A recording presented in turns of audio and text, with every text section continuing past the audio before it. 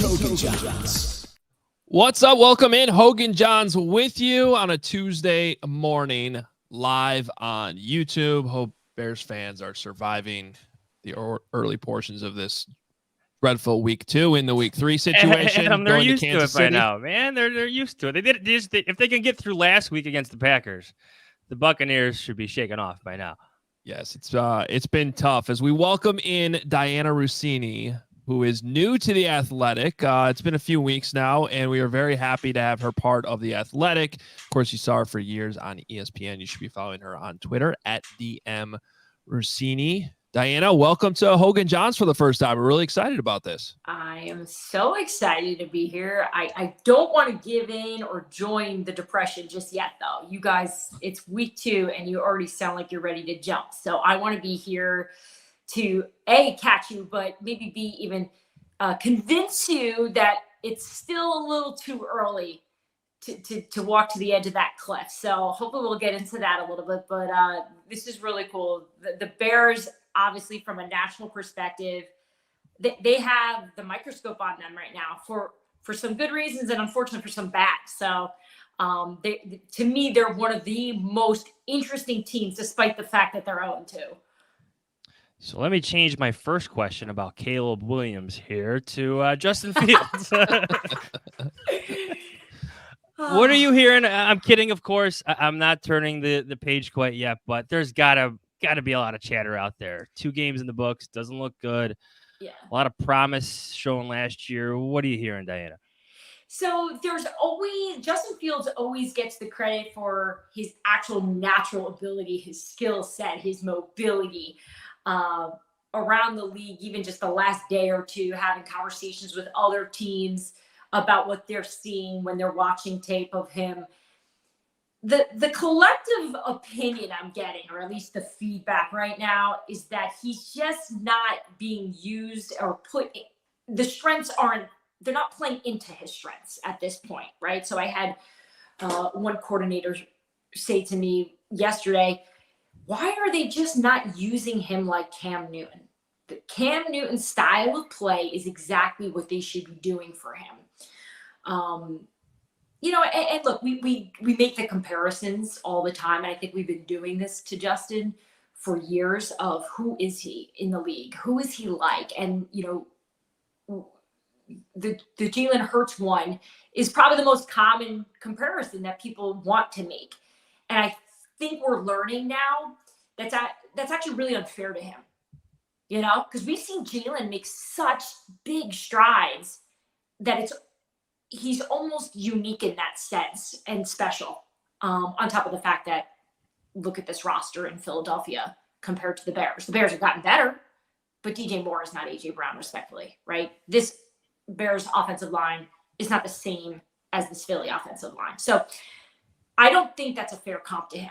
But the idea of him needing to be used more like a Cam Newton, that to me makes sense. That seems to be the space that he needs to be put into, whether that means that falls on play calling or him, that's left to be seen.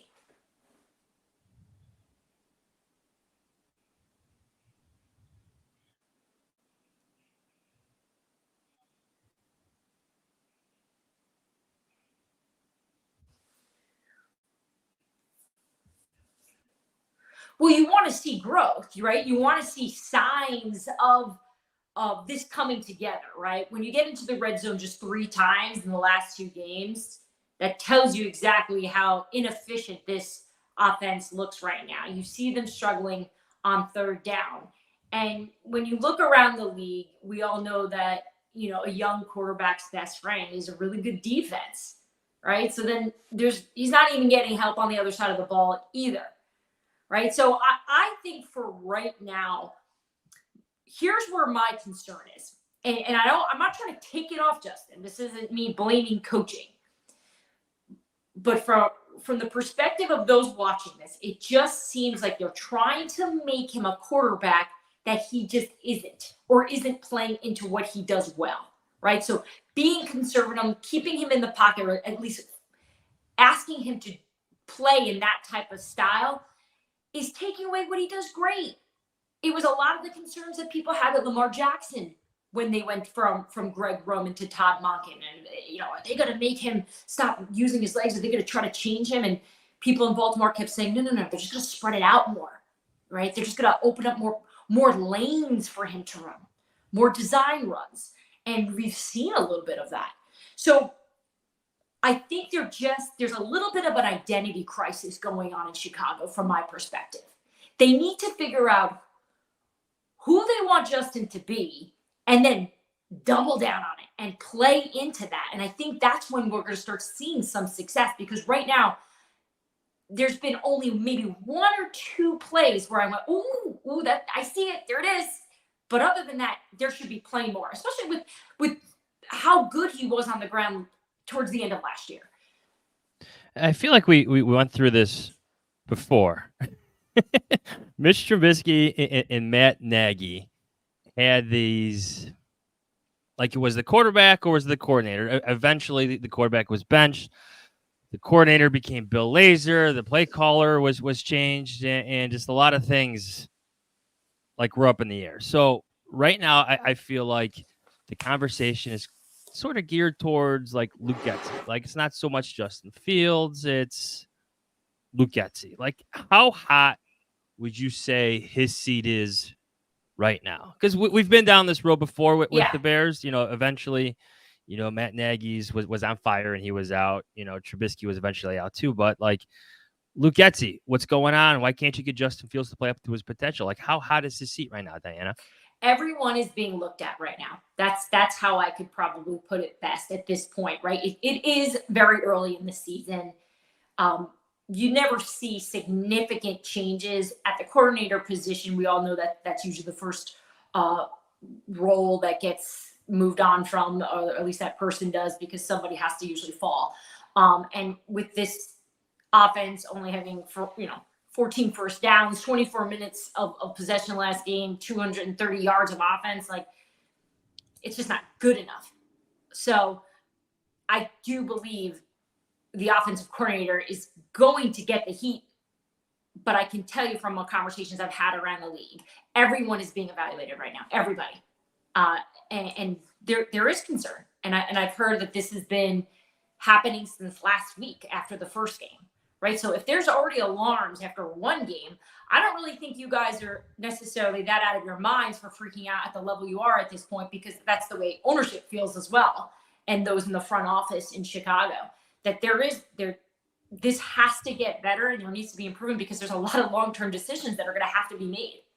Oh, we know the story though too. That one game was Green Bay Packers, Adam. Right? If there's one team that really infuriates the McCaskey family, like Spurs change, it's lost to the Green Bay Packers, right, man? Like it's Phil Emery could tell him.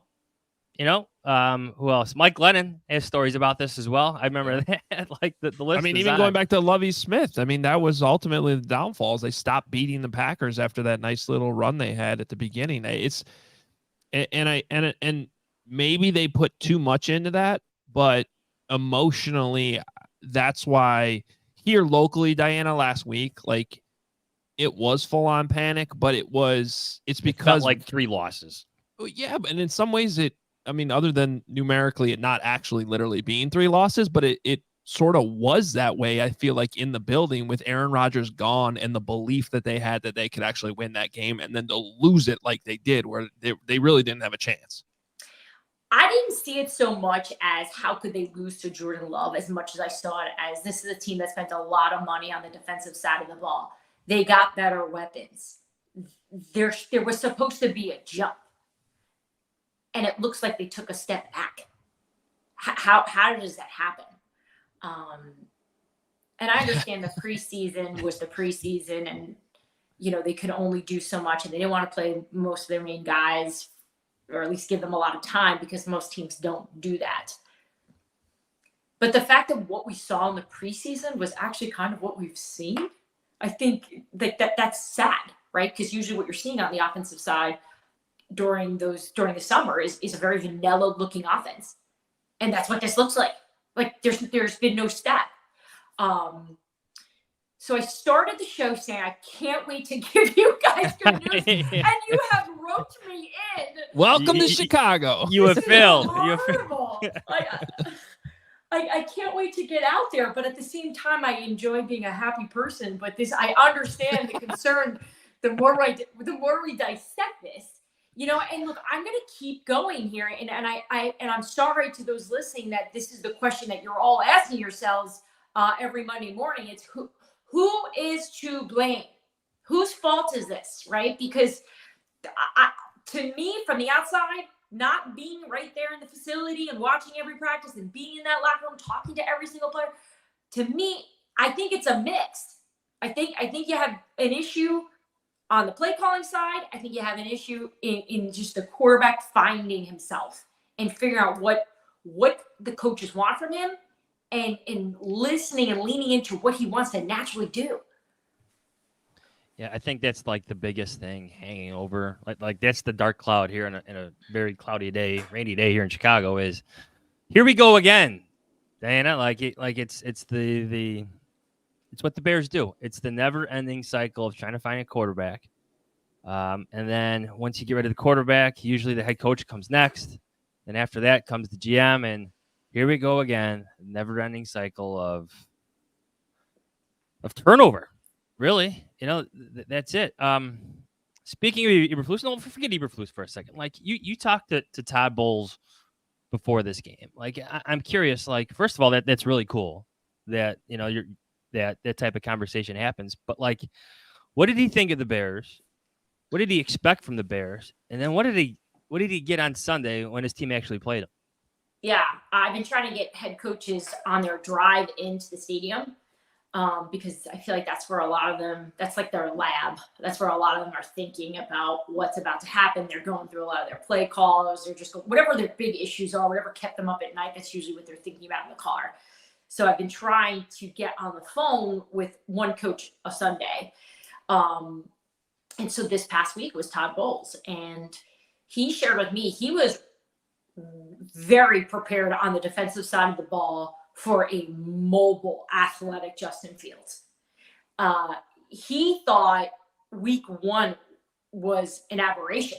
In fact, he didn't think whatever was on tape against the Packers, they didn't even really spend that much time worried about that because they didn't think that that's what they would see. He thought that was just like a slow start out of the gate, a team just trying to get comfortable week 1, but they're, the high level of play that we saw in those moments last season were going to present itself against the Bucs.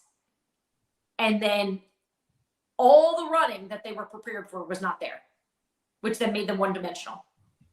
And then it made it an easier task for Todd Bowles. So headed into that, and he and I even talked about the effort side to all this, right? So we know that so much was made of it headed into this week of, seeing Chase Claypool on the sideline, giving up, and it didn't look like the team that prides itself on that type of identity of being the tough guys was out there. And Todd didn't believe that week 1 was reflective of who they really are either. And he wasn't even doing like I'm going to respect the opponent. That wasn't the tone at all. It was, I've been doing this long enough to know what the Chicago Bears are, and they're always going to give that. And I think it was better in terms of the effort. Like he expected DJ Moore to be more involved, right? I mean, I guess, he played 90% of the snaps, right? And 9 targets. Better. Not great. Better. Better than 2. I do believe that he thought that DJ would be way more part of that. That was the impression I was getting when we were talking about what he expected. And then we heard him post-game speak publicly about what his defense was able to do, which was really contain them. So I want to ask you about the Chiefs. So because if there's a week to have to play the Chiefs, this is probably not it. It's on one hand, just bad timing. On the other, you got a Chiefs team that I would imagine they're sitting there thinking this is a get right game for us because they obviously lost to the Lions. And while they got a really nice win over the Jaguars on the road on Sunday, that offense is not humming right now.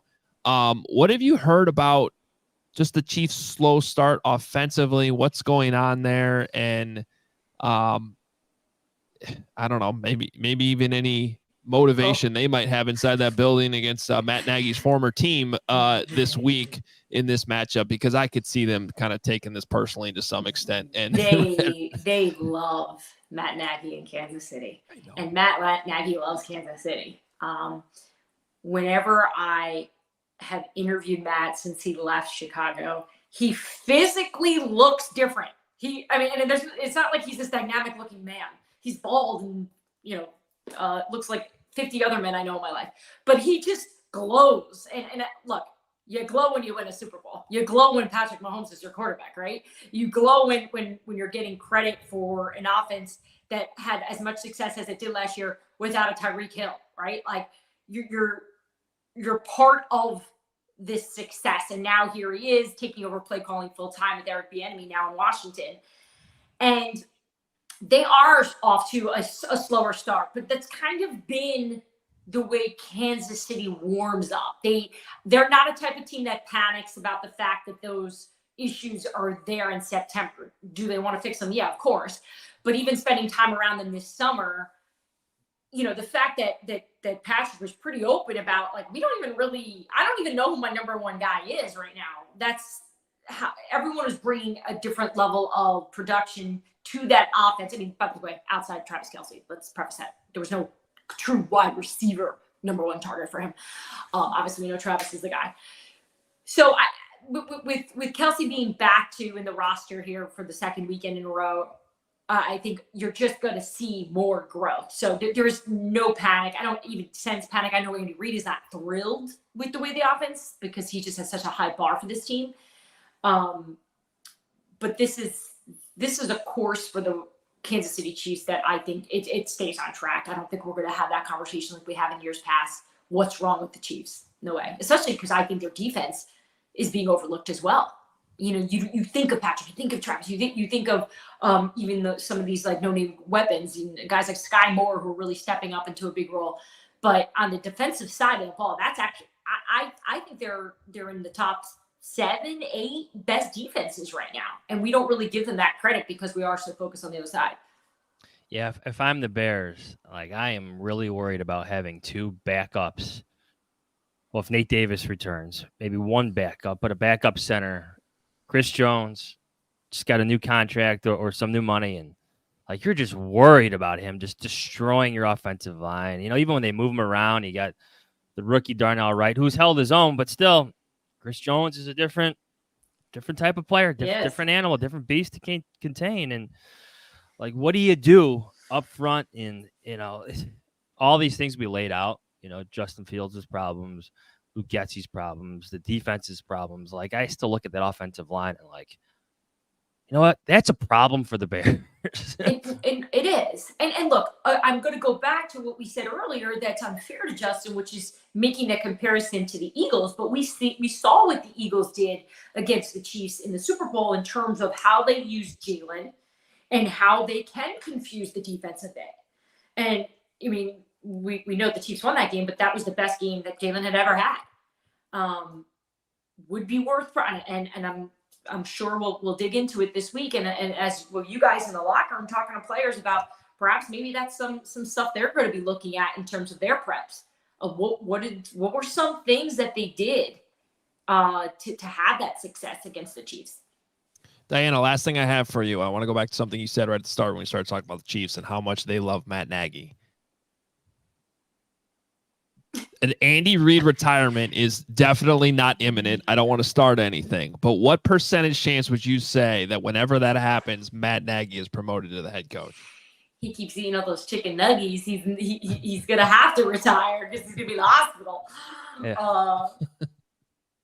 Matt Nagy is very respected, liked, we'll say enjoyed in that building, but the most important person loves Matt Nagy.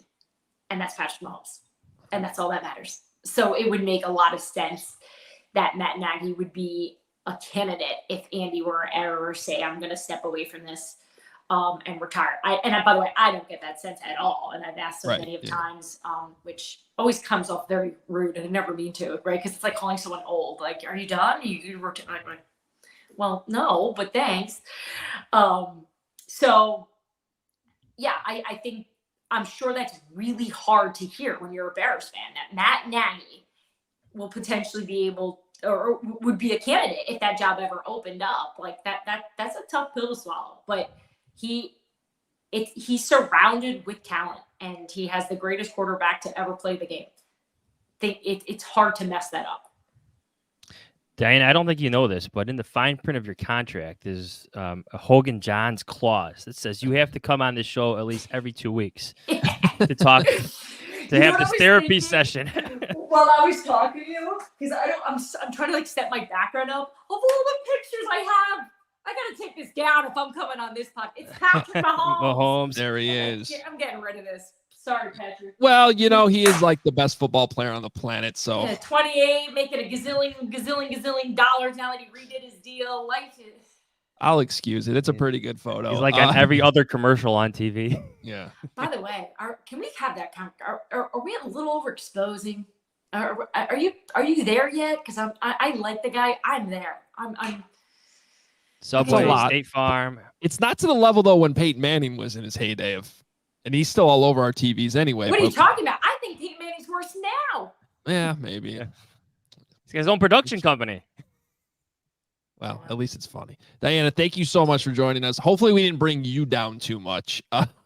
Maybe we talk to you the next time. There'll be a couple wins and, everybody will be happy again. Yeah, I'm going to go for a run to get some endorphins going because something needs to get me out of this dull, depressing feeling I have now. But look, you never know. This is the greatest thing about this league. Maybe something clicks this week. Maybe they figure out a way to not only keep up with the Chiefs, but could you imagine if the Chiefs overlook this team and the Bears are able to get a win here? Guys, I will come on next week. You don't have to ask me. I'll be ready to go. At 9:30 on Tuesday morning when we're shooting this, I'll be ready to go to discuss it. So that's our little bet that we'll make. That if the Bears do it, I'm here. I love it. Right. I love it. We saw Jay Cutler do it down there once, long time ago. Remember that game? Long time ago. All right, Dianna, thank you so much. Make Thanks, sure you're guys. following her at Dianna Russini. She's been doing such a good job with The Athletic. We'll talk to you soon. Appreciate it. All right, there she is, Dianna Russini. See, I don't want to start bringing other people. It's not us. It's not us. We're the happy guys. We're just caught up in it. Yeah. Can I read you some stats from True Media to really get? Do you have to make you optimistic? No. Kent, you ready with these? Here we go. Number one. I'm going to start crying already. Justin Fields isn't good on third downs through 2 games. He's 9 for 16 for 102 yards, 4 sacks, 2 interceptions, and 1 lost fumble over those 22 plays. The Bears have 6 passing first downs. The Fields has faced zone coverage on 19 of those plays. Spin zone, the completion percentage is okay. It's above 50%. It's not great, but it's 4 sacks. So, wow. So, actually, it's not a great completion percentage. 4 sacks, 2 interceptions. Are those both pick sixes, too? No. You know who is? You know who has been good on third down? The quarterbacks they faced. The other teams. Oh, I got a stat for you. Let me read that one. No. We'll skip ahead to number 3. Okay. The Bears' defense is bad on third downs through 2 games. This opposing quarterbacks, and mind you, these opposing quarterbacks are Jordan Love and Baker Mayfield. It's not like they played Josh Allen and Joe Burrow, although Joe Burrow hasn't been good. Baker Mayfield. I miss his commercials, by the way. Speaking of commercials, I really liked the ones where he was like in the Brown Stadium and like that was his house. Those made me laugh a little bit. They could put him back on the air now after that game he had Sunday. Yeah. Doing him in Tampa. All right, anyway. The Bears defense is bad in third downs for 2 games. Opposing quarterbacks are 19 for 22. That's 86.4%. Holy. For 247 yards, 2 touchdowns, and a passer rating of 143.8. The Bears' best down, the defense's best down is second. Jordan Love and Baker Mayfield are 10 for 20, 121 yards. The one sack, the one and only sack, is 70.6 passer rating. And that's the facts. That's 100% truth. I think when you throw in fourth down, it gets even worse, Johns. I think I saw something on Twitter that the passer rating when you combine third and fourth down is like basically a perfect passer rating. Yeah, it's not good. It's not good. It's not a big sample size. It's only like 3 or 4 plays, 2 plays maybe. The other advanced stat from our friends at True Media, number 2, on plays that Fields has been pressured, 40 of them over the past 2 weeks. He is 12 for 23, 7 scrambles for 60 yards. He's been sacked. Excuse me, there's a burp in the morning. He's been sacked 10 times. The Bears have gained 199 yards on those 40 plays. What else? Go ahead. I'm listening. That's it. No, I got that's- nothing, Matt. We'll see you. no, We'll see you That's soon, enough. man. Yeah, that's enough. That's enough research. Do your research. I did, Vic. So here's my question to you then, Johns. The head coach of the Chicago Bears is pretty much saying the only thing he can, and I get it to a certain extent, that the Bears were better in week 2 than they were in week 1. There were improvements to hang their hat on. Are you buying that? I agree, but it still wasn't good enough to win. I do agree. Yeah. But I guess the question is, are whatever those subtle improvements are you buying that they can continue? Because really, when you start 0-2 and you're probably 0-3, the goals here have to shift a little. And you gotta focus more on the micro improvements to the point that when the schedule softens a little bit after you play the Chiefs, maybe you can pull out a win or two and you could start working your way back to trying to be close to a 500 football team, by late November. That's where and I wrote about this in my newsletter this morning. Yes, I saw some improvements too. Yes, I saw some plays where, man, if they go the other way, this is a different football game. I'm still struggling with the fact that they were playing the Tampa Bay Buccaneers, and I'm still not sure I'm buying the Bucs as a football team, even I though don't know they're if we're 2-0. buying the Packers as a football team. So essentially, is this whatever this improvement is it good enough to give you any hope that midway through the year, week 8, week 9, week 10, this is a different football team that is actually better than last year's team, which so far, quite frankly, they've been worse than last year, which is remarkable. I am buying that they were better than week 1 because week 1 was an absolute mess. It's not like Baker. The numbers look all right, but Jordan Love should not have had the day that he had. Like, the defense was better. The offense, to me, continues to leave just so much out there. And it really is everybody. You do need your quarterback, to raise the play of everybody. He's missing throws. He's not throwing. Really, that's it in some instances. And it's not good. But, yeah, Luke Getsy's got to help him. Like, I'm not buying the offensive improvement. I feel like, yes, DJ Moore should have done what DJ Moore did. But you know what? Now Darnell Mooney's hurt. Like, there's problems on offense, and they continue to add up.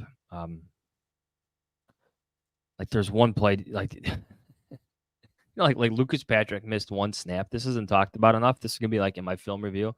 Oh yeah, no, this is He missed one snap, and it was Dan Feeney comes in. And it's a bad snap, and that's just like the margin for error for the Bears is just so slim. You know what though? That's one of those plays that if you're the quarterback, you kind of almost have to be expecting a bad snap. Guys coming in completely cold, brand new on the team. And I'm not trying to put any blame on Justin for that play. That's a terrible snap. The center has to be better. You're paid to come in the game and give a good snap. But if you watch Justin, like he could have caught that and his eyes were to the left. You know, he was peeking to the left. And it's just like one of those plays. You got a cold center coming in.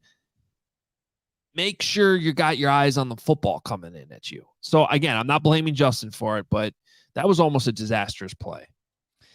I want to revisit what I was saying earlier with Dianna. Like, this is a repeat of the Nagy Trubisky conundrum, at least in my sense, where on film later, you see like the open receivers, like, got to throw the ball, got to get the ball out there, Mitch, right? The play, it worked. Deliver the ball, but it's not working for the quarterback. Like, isn't that where we are with Fields? You're seeing receivers flash open. Like, literally, there's DJ Moore in the middle of the field clapping his hands, throw me the ball. Chase Claypool did it later in the game. Mm-hmm. He's not. They're open. There's time. There's actually good protection in a lot of these plays, more than you would think. Yeah. As much as I've ridiculed the offensive line, it's not a good offensive line. They've held their own. But Fields isn't really releasing the ball. So this is almost where we're at again. It's the Trubisky-Nagy conundrum again. Now it's just Getsy and Fields. Like, okay, your play call worked. The guys got open, but your quarterback can't deliver the ball because he just might not be able to get there. So let's find what works for him. That's where we are again. Flat circle, Chicago Bears. Well, and again, that's why it's everything. It really is everything. Although I will say, I think the offensive line played pretty decent Against a very blitz-heavy team. A lot of different looks. Braxton Jones had a terrible, 2 snaps there in the middle of the game where he false started and then had a holding call. And then there was another one earlier in the game. I'm not saying he had a perfect game by any means, but other than those 3 snaps, go back and watch him isolated many times on an island. Yeah. He played well. He actually had 2 good games in a row if you eliminate the penalties. Yes. Well, that's part of the thing. You got to get rid of the penalties, man. Yeah. But there's still promise there. I'm getting texts from people in the middle of the game. We got to bench Braxton Jones. No, I think he's still a work in progress. Darnell Wright, I'm very encouraged with Darnell Wright. And yes, I've been here, Mr. Jalen Carter. And as I've said many times, they're 2 separate conversations. You can like both picks. But it's like we talked about with Josh Lucas, supply and demand of the 3 technique, the impact that could have made. That's why I had Jalen Carter higher. That doesn't mean I don't like Darnell Wright. Love Darnell Wright. Love the start Darnell Wright's off to. Have there been some rookie moments? Absolutely. But, man, that dude can play football. You can see it already on the film. He's been on an island quite a bit and handling it very well. Once he gets his hands on you, it's over. So, and quite frankly, Lucas Patrick played much better in this game. Some of the snaps were still off, but they got Vita Vea in the middle, and they contained them for the most part. So, yes, there's penalties here. Bad, untimely penalties. That can't happen. And there's a holding here, there. Braxton Jones gets beat off the snap. Sometimes you got to tip your hat to the defender. He jumped the snap perfectly. It's got to be better all around. But the details in some of these, man, Tyke Tolbert, that's a name that's got to come up here. These wide receivers, you don't even need to watch Tim Jenkins or JT O'Sullivan. I encourage you to do so because they do a great job breaking it down, but you can see it with your own eyes. There are lazy routes on film. There are guys lined up in the wrong spots. DJ Moore can clap his hands. He's earned the right. Chase Claypool, you ran at least 2 wrong routes that I can see with my eyes, not knowing the playbook. That can't happen. You can't go clap your hands at the quarterback if you can't run the right route. So I forget his penalty at the end of the game. A penalty. This is a screen. You got to be smarter than that. I don't think the Claypool story should be over this week. Yes, he played with better effort. Man, that's the minimum. We shouldn't even have to talk about that. That doesn't mean he had a good game. He missed multiple blocks. That's just not his forte. That's another thing. They got to stop asking him to do that. That's not what he's here to do. So again, that's why it's almost everything we bring up, it's more than one person to blame. put your players in the best position to have success. You can't ask them to do things that they don't want to do or can't do. The technique just needs to be better, and he doesn't have the technique. Find someone else to do it. Football Candy is bringing up the point that there was a play where DJ Moore and Cole Kmet running the same route into each other. Yeah. Like, those are the details that you're talking about. Actually, that one's getting a lot of discussion, but there's another play, I want to say it was earlier in the game, where Chase Claypool and DJ Moore seem to run the same route, just time on the left side, much shorter. Yep. So you're wondering, like, is it the play call? Is there confusion? Like, there's still instances where you see Chase Claypool being redirected out there. You don't like to see that at this point, especially since he's been here this long, and maybe DJ Moore is still picking things up as well. But yes, it's coaching. It's the quarterback too. That's getting things in order. You know, that's everybody. That's everybody involved in the details there. I don't know if they're hearing the play call wrong. I don't know if Luke Getsy's not getting it into Justin Fields the way he needs to. But those are the details that lead to two receivers running the same route in the same space, and Cole Kmet literally breaking up a pass intended for DJ Moore, which happened. That happened against the Buccaneers. And then when I was trying to figure this out yesterday, when Eberflus said that on the wide open, when Roschon Johnson came wide open up the seam, that the spacing was off. And like, my first reaction when I saw that, because we were live on CHGO when that was said and got put out there on Twitter, was like, dude, who cares? Like, you had 4.5 seconds to throw the ball. The guy came wide open. You got to throw the ball. And that's still my conclusion. But I was still trying to figure out what he meant by the spacing. And the only thing I can see going on, looking at the film again, is Tyler Scott's in at the bottom of the screen. And he looks way too wide to me when he's trying to run like a post clear to take the free safety. And he does, but like, it just takes too long to develop. And like, when you have a quarterback who's not used to having that much time to throw the ball, like, that clock in his head, it's just, he's not expecting anyone to come open 4.5 seconds into the thing. You know what I mean? So I think that's what he meant by the spacing. Like, it just took too long to develop. So what, man? You curled up into a ball and took a sack. Thank you. Like, so what? Like, the defense, like, literally, they run coverages, to disrupt safety. Spacing, sorry. Like, this is the NFL. Yeah. Like, you have to adjust kind of within the play here and make a play, especially when a guy's coming wide open. Like, you got to find them. Like, I'm with you on that so what point, because we were having this talk. Like, we had these conversations last year. Like, Darnell Mooney coming streaking open against the New York Giants in the middle of the field. Wasn't where he was supposed to be. You know what? But he was wide open. Like, so what? I get it. I just, at some point, like, I don't know. Like, our history tells us, covering this team, like, the excuses have to stop for, like, everybody. Mm-hmm. Those are, I think, hard lessons we even learned. Like, okay, I get it. A lot goes into it. Spacing matters. This goes all the way back to, like, Mark Trestman, like, and how crazy he was about where they were aligned. I get it. But you need your players to make plays. You need your best players to be who they are. They're like, you need your best players to be your best players, at least players you hope to be.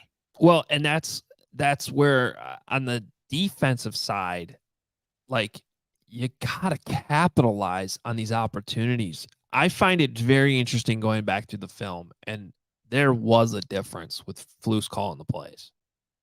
Now, was that just this specific game plan against this opponent? Or did it actually have to do with the person calling the plays? He dialed up more pressure. He got more creative with pressure. At one point, Andrew Billings, the giant nose tackle, drops back into coverage, which I wouldn't necessarily. He had a good game. Oh, he played great. I love that guy. Justin Jones had a good game too. He's fun to watch. You put on the end zone angle and just watch 97. It's enjoyable. But you cannot have Yannick Ngakoue whiffing on sacks. You need more out of him, just in general. You're paying $10 million for that. When Jaquan Brisker breaks on a ball on the second play of the game perfectly, you have to find a way to catch it. Chance for a pick six there.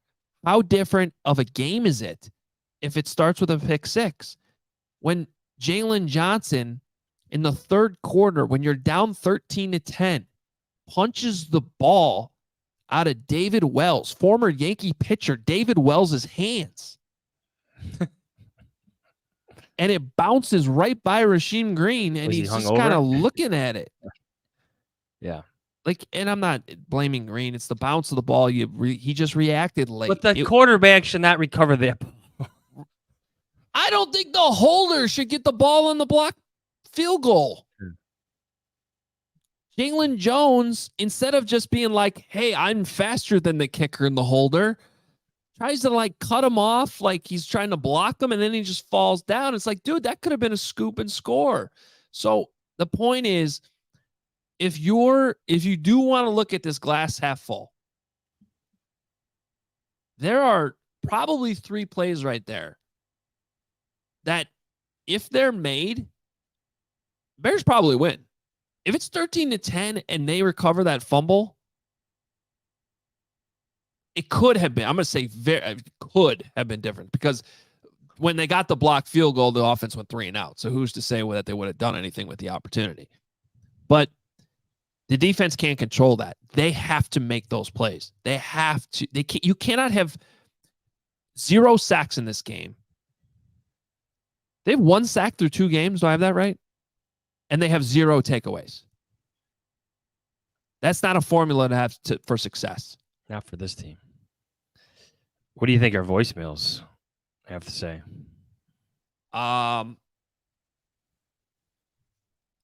There's probably some swear words. A few. We should get to our voicemails. I love it that we're at the point where we can actually forget to tweet out the number in the middle of the game, and I think we still have like 30 or 40 voicemails. That's a shout out to our awesome listeners and viewers of the show. They have it saved on their phones, ready to go. It's on speed dial. They cannot wait to just vent. That's what it's there for. Here are your voicemails for the Bears' Week 2 loss in Tampa Bay. Hello? Do you know who this is? Oh, you didn't know? Your ass better call somebody! The Hoge Jahns voicemail. The Hoge Jahns voicemail line. Believe it or not, George isn't at home. Please leave a message at the beep. Got any questions or comments about the Bears? Give the guys a call before, after, or even during the game. Go Bears! Hoagie Cat, John Z. Babe. Robert Hugh Dabrowski calling in here from the strip club capital of the world, Tampa City. Boys, we have ourselves in a weird, unusual situation in which the biggest game of the year comes a week after the Super Bowl. But that's where we are. Last week, an utter disgrace. I have not slept. I haven't even closed my eyes since that game. We need to see a different thing on the field today. An organized, motivated, disciplined football team. The coaches need to get it together, and if we don't see that at minimum, I'm going to eat my own head, boys. Chicago Bears, this is it. Biggest game of the year. Let's go. Bear down. Hey, Hoge Jahns. I want to see this team on the field today bring the energy and the passion that us fans bring. Bear down. Luke Getsy has no idea what he's doing after the first drive. He's great at scripting the first drive, and then after that, he has absolutely no idea what he's doing. The Bears offensively and defensively have no identity. The hits principle is nice, but when it comes to actually playing, what do they specialize at? I don't know if this heat is melting Justin's brain, but he's playing in slow motion. We have guys open, and he won't pull the trigger. Hoge Jahns, it's halftime. Tired of watching this team shoot itself in the foot constantly every week. I'm just sick to my stomach. This first half is on the field. There's no other way about it. The team is coming to play. We've got injuries. Justin needs to make the throw. He's not there. Guys, this is sad. We have watched a product for how many years in a row now? This is so sad. Will we ever be able to field a confident team in the NFL? I don't know. I really don't know. Hey guys, I mean, I'm watching this performance from Justin Fields, and I'm not even mad. I think I'm just resigned to the fact that this franchise will never have a quarterback. So fed up at this point. I just started watching the games on mute and riding my Peloton, taking out my anger 1 mile at a time. Gotta turn a negative into a positive, right? Hoge Jahns, babe, just the most uninspired team I've ever seen. So many different players from last season, but really just the same energy, the same motivation as last year. Classic Bears. Why do I root for this team? A screenplay on the 2-yard line. Not a single person on the staff should make the trip back to Chicago. Trash. The team is damn trash. They ain't spending no more money. They ain't need a damn merch or anything. Trash. Garbage. Take them to the dump. What a poor excuse for a comeback attempt, guys. Getsy. Dude, I know your offensive line, you can't trust them, but you call 2 screens in a row. You're predictable. Are we out on Justin now? What do we do? We're boys. We're Guys, I mean, seriously. At this point, I'm just not even going to watch the games. Somebody can send me a letter, and I can figure out the score a few days later. Like, I'm done with Justin. I'm done. Justin Fields, the dream is dead. Fire everyone into the sun. Let Kevin Warren actually hire his own GM, who can hire their own coach, and then they can pick their own quarterback. This is a show. Hey, I've worked the last 2 Sundays. Have I missed anything? My friends call me lucky. Justin Fields is the best quarterback prospect the Bears have had, and we managed to it up. What the What if the Bears get the first pick and Caleb Williams just says, yeah, those guys, I'm not going there. That's where quarterbacks go to die. This is so stupid. Hoagie Cat, John J. Babe. This is Bob Dabrowski calling in to report. I am a broken man. Life is pain. See you next week. We can't have broken Bob. So sad. Come on, George McCaskey, Kevin Warren. You can't lose Bob. You can't lose Greg. Greg Braggs Jr. is actually broken. Like, it was a private moment, but our meeting we had yesterday morning on Zoom on Monday morning, I mean, that's about as sad of a human being as I've ever seen. Is he going to go back to laying bricks or throwing bricks? Yeah, throwing bricks, I think. Got to be careful. Come on. Bob, hang with us, Bob. Tim Leahy brings up a good point here. We need a B-man check-in. I'm worried about B-man. Ooh, that's a good point. It's been a bit for B-man. Well, and that's actually the youth here. You don't want to start having generations of fans. Just all they know is losing. So as a father of 3 boys, and, you know, you see their friends and they're all playing football and whatnot, can I tell you how many, like, there's a lot of Fields jerseys, but there's I know what you're about to say. A lot of Justin Jeffersons. Go ahead. Okay. Patrick Mahomes. Yes, I was going to say the amount of 15 jerseys. Yes. I know a lifelong Bears fan who is taking his son to Kansas City to see his favorite player, and that player is not on the Chicago Bears. Mm-hmm. I've seen a lot of, again, with Josh Allen, a lot of Justin Jeffersons. It's a divisional rival, superstar on a rival. That player is Emir Smith-Marset, right? Yeah. Is he even still on the Chiefs? Don't know. I don't know, honestly. Don't know. But this is it's an organizational thing, you know, like for Kevin Warren, he's got a lot of work to do. You have to mention that stadium thing he was really brought in for. Very interesting to hear Dianna Russini say what she said about the amount of evaluation already happening inside the building. Well, you and I both know what losses to the Packers mean. right? It was time for Matt Eberflus and Ryan Poles and Kevin Warren to learn the same. And I don't think like the McCaskies overblow it either. They've been chasing the Packers for a long time now. George was walking around Bears fit before the game all week wearing like anti-Wisconsin stuff. Like, and it's not a joke. It's really how they feel. And all they've done is taken beating after beating after beating. And this was supposed to be different.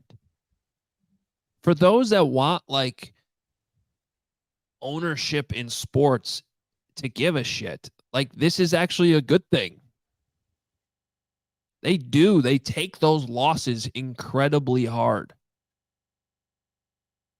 And if there's not going to be a higher level of accountability for the players, then there should be accountability at the top. Because, again, it's one thing to lose that game. The way in which they lost it, the regression that we've seen, this was not how the season was supposed to start. This season could have started 0-2, but looked a lot different than it has. You could still feel good about certain things if Justin Fields was playing well. Yes.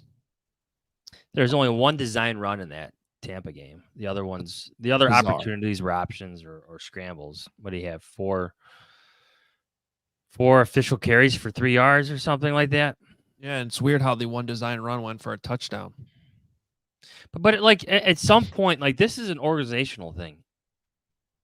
And when you take this many swings on quarterbacks, oh yeah, and they're not here long. Even like like what you did to Jay Cutler was like malpractice too, in terms of changing his coordinators that much.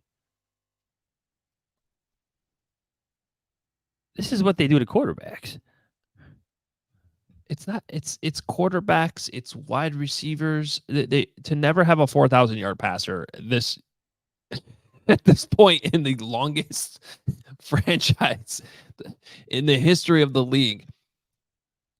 Justin Jefferson is not on his second contract, and he would lead the Bears in receiving yards in his career.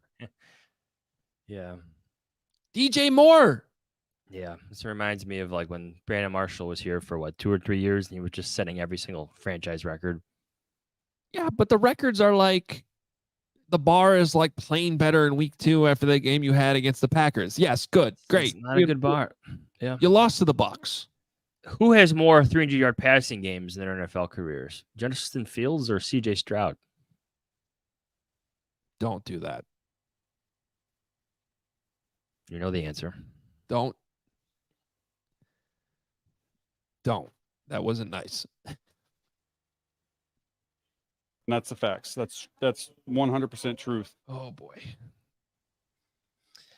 Just saying. He's played 2 games.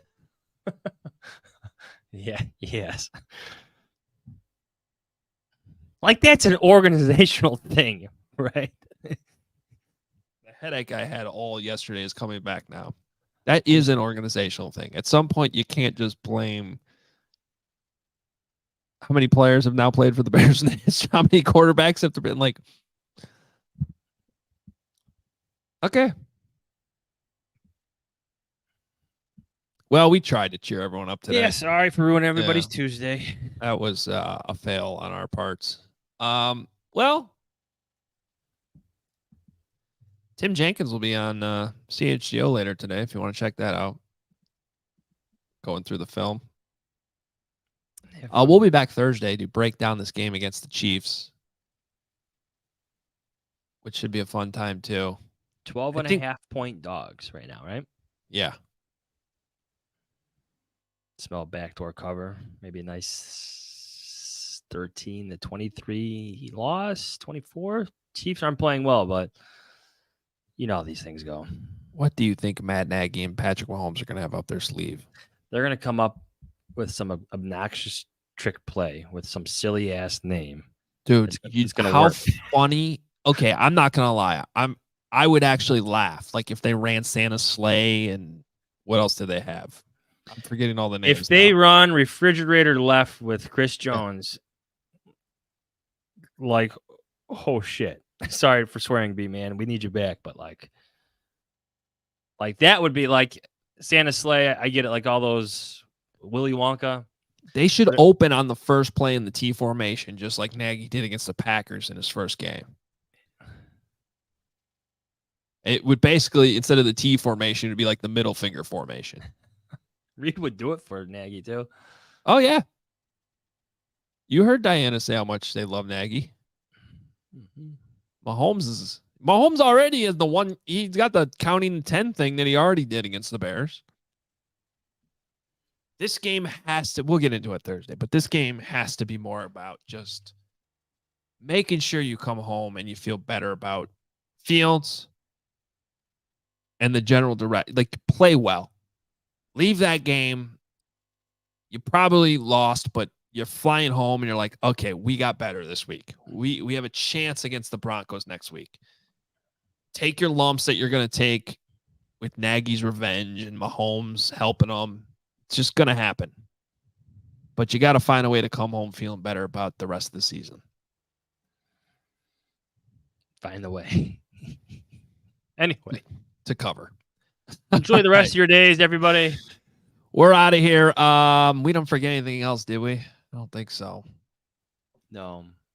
Check out the merch. New hat. Another new hat dropped. The hats are hot, apparently. They're selling fast. So if you don't like waiting, better get on it. HoganJahns.com. Polos are there too. Hoodies, T-shirts. We got it all for you. Appreciate all the support and follow us at Hoge and Johns on Twitter, X, Q, whatever it's called. Find us there. We're having a good time there. Hopefully we didn't ruin your Tuesday morning too much. Enjoy your day. We'll talk to you on Thursday. See ya.